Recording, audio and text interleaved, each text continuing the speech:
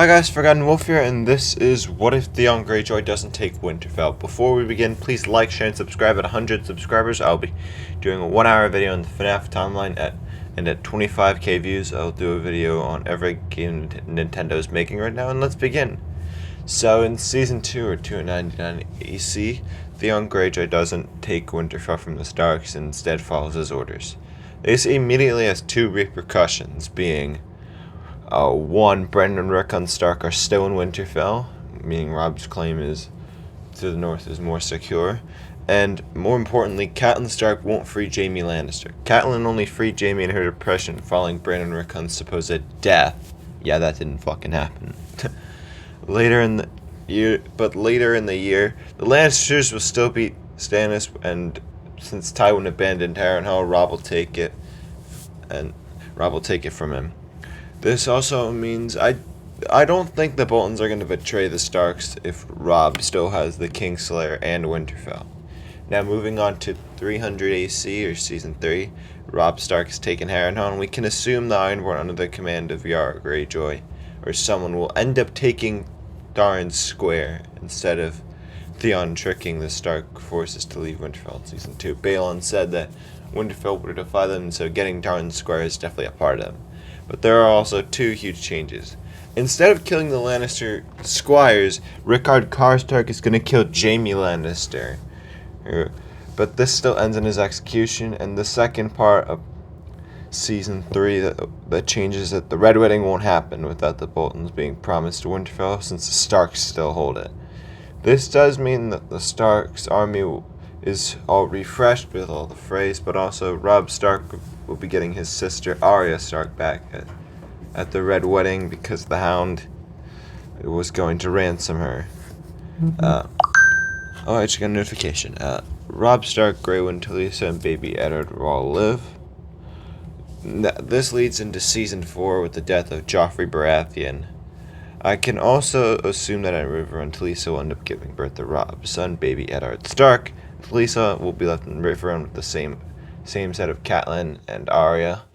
Tywin will get word of Jaime's death, and he will be outraged and will end up leaving King's Landing with the Tyrell host before Tyrion's trial.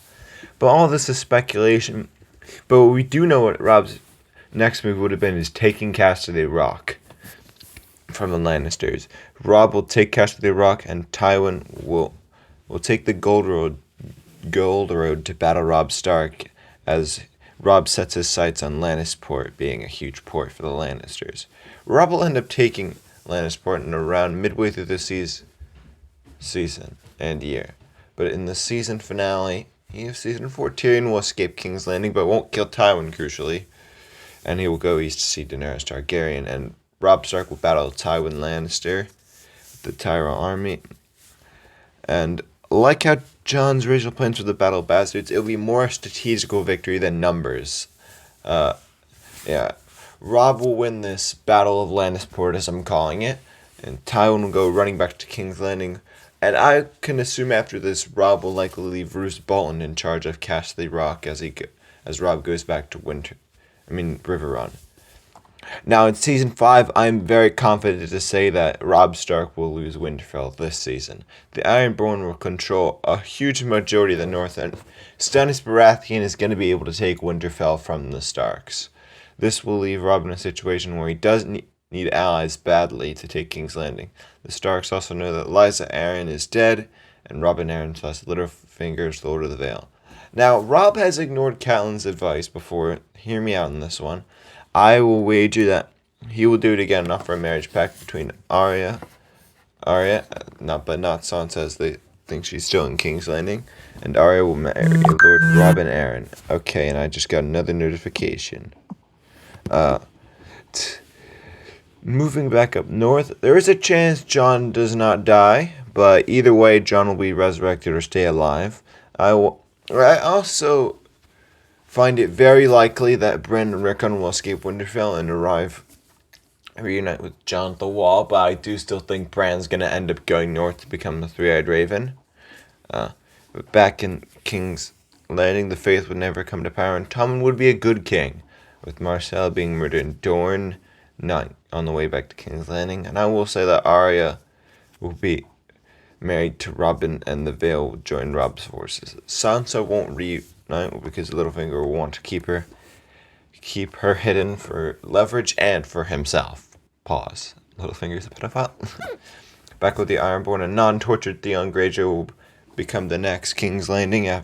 Will become the next King of the Iron Islands instead of Euron Greyjoy.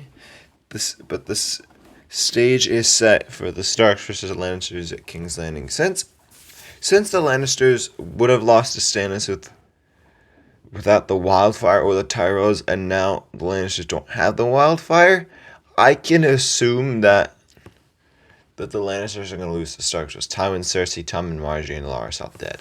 Now, in Season 6, Robb will be sitting the Iron Throne temporarily until a better option comes, so he sends Roose Bolton to take back the North. Meanwhile, up north, Stannis' weak army will, I'm assuming, be defeated by the Ironborn, and when he tries to take Tarn Square or Moat Caitlin. Yeah, either way, Theon, my guess is that he'll end up sending Euron Greyjoy. Euron wants Glorian to be king, so claiming the North for himself would be a good way to establish himself. With no Stannis, there's a good chance that Jon and Rickon will take up residence in Winterfell and become the new Lord of Winterfell. Maybe there's a battle like the Battle of the Bastards, I don't know. But Robb will also need, back in King's Landing, Robb will need to find new lords of Castle Rock, Highgarden, and Storm's End, since all their lords are either traitors or dead. A surefire guess is that Robb will legitimize Gendry as a Baratheon, and Lord of Storm's End won't be Daenerys this time. Highgarden, I'm gonna say, is still Bronn, since he would be with his wife Loras, and not in King's Landing with all the rest of the Lannisters. But in Season 7, Jon will be preparing for a fight against the White Walkers, while Rickon will lead the Northern forces in taking it back from the Ironborn. Robb, I'm assuming, will give the throne to Daenerys, as he doesn't want it, but negotiations will break down on an agreement of the issues of the White Walkers. Daenerys wants Robb to bend the knee, Robb won't, like Jon initially didn't. We also get to see Jon and Robb reunite for the first time since Season 1 at that Great Council or whatever, and the whole Westeros will end up fighting the White Walkers with no Lannisters there to just be absent. While Sansa and Arya, I'm assuming, will take power in the Vale and will end up killing Littlefinger like in the show. And I know this is my first what if, but sorry if I'm not able to give all the characters storylines. It's a bit hard to. But yeah, characters like Brienne and Podrick don't really become a major factor. Same with the Hound. Yeah. In Season 8, the White Walkers still be defeated, but I'm guessing Bran, who's the three-eyed, will end up dying with no Theon there to stall for time for Arya to kill the Night King. Arya will still do that, but I'm guessing that I'm guessing that Bran will die, and you can also get that Robb will bend the knee to Daenerys, and after the Great War, Jon, who is still revealed to be a Targaryen in this timeline, will be given Dragonstone. Tyrion will be given Casterly Rock. I'm guessing Sansa will reunite with her family all the way at the beginning of the season, while Bran at the end of the season is buried in the crypts as the ultimate sacrifice. But until next time, bye!